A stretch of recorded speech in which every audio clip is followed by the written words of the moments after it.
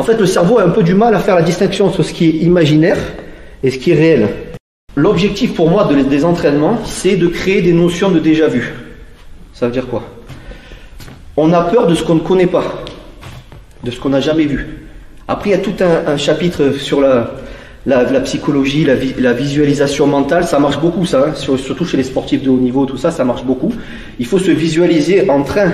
En fait, le cerveau a un peu du mal à faire la distinction entre ce qui est imaginaire et ce qui est réel. Donc, ça veut dire qu'il faut... moi, je suis prof d'arts martiaux, donc je me visualise souvent en train de me faire agresser, voilà, même dans la nuit. Déjà, prends des coups d'ailleurs. Tu m'as encore frappé. Je déconne.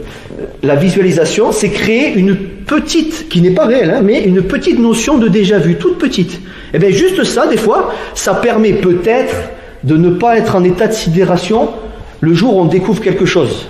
Maintenant, il faut être capable d'imaginer des choses les plus tordues. Plus on voit des choses tordues dans notre tête, et plus on se dit, mais putain, vous voyez ce que je veux dire? Maintenant, ça peut ne pas marcher selon la situation. Est-ce que tu as bien dormi? Est-ce que tu as eu un effet de surprise? Et tout ce qui est tous les à côté, quoi. Ça, c'est important. Mais il faut donc créer ce qu'on appelle une notion de déjà-vu. Et moi, j'appelle ça dans mon jargon à moi, les photographies mentales. Ça, c'est propre à moi. Hein. J'ai mis des noms sur des idées. Hein. Bouge pas. Tu vas faire la star aujourd'hui. Fais ça. Tu peux gonfler les biceps. Voilà. Je déconne. Ça, c'est quoi? C'est la face d'armée d'un coup de poing, par exemple. Ou d'un coup de couteau. C'est le thème d'aujourd'hui. Attention. Tiens. Voilà, ça. Eh bien, dans votre... C'est une image, évidemment.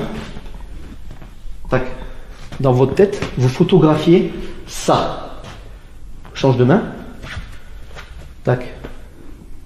Commence à descendre vers moi. Suis-moi. Voilà, bon, attends, bouge pas. Voilà, pas trop flou, mais ici. Ça. Voilà. Juste d'avoir un couteau qui vous pointe la tronche, là. Ça. Vous pouvez même aller plus loin. Prendre juste un vrai couteau. C'est con de dire, ça, j'ai compris, c'est du plastique, j'ai compris. Non, non, ton cerveau, il n'a pas compris. Ça, tu vas voir quoi? Une photographie d'un truc en plastoc.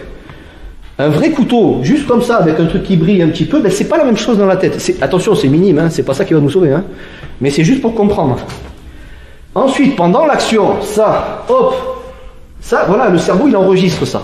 Quand, on va pas passer une heure là-dessus, on est bien d'accord, vous n'allez pas vous entraîner, dire, attends, c'est bon, on va gonfler, là. C'est bon. Mais voilà, ça, c'est ce que j'appelle les photographies mentales. Et maintenant, l'espoir, c'est quoi? C'est que le jour... Après, vous triez, hein, les photos floues, vous les enlevez. Les trucs qui bavent. Et c'est l'espoir que le jour où on vous agresse, vous ayez le temps de sélectionner dans votre bibliothèque de photos, non, album photo on dit, hein, dans votre album photo mental, les bonnes photos et surtout les bonnes actions qui vont avec. Est-ce que, traduisez hein, ce que je raconte, d'accord? Donc ça c'est important, c'est ce que j'appelle les photographies mentales. Si tu souhaites aller encore plus loin, à savoir décupler tes connaissances en self-défense, devenir confiant et efficace en situation réelle, mais ce que je t'invite à faire, c'est à cliquer juste ici. Formation offerte, ou encore sur le lien qui est en description juste sous la vidéo. Voilà, j'espère que la vidéo d'aujourd'hui t'a plu et que t'a aidé à progresser un petit peu plus. Quant à moi, je te retrouve de l'autre côté pour commencer ta formation vidéo offerte. À tout de suite.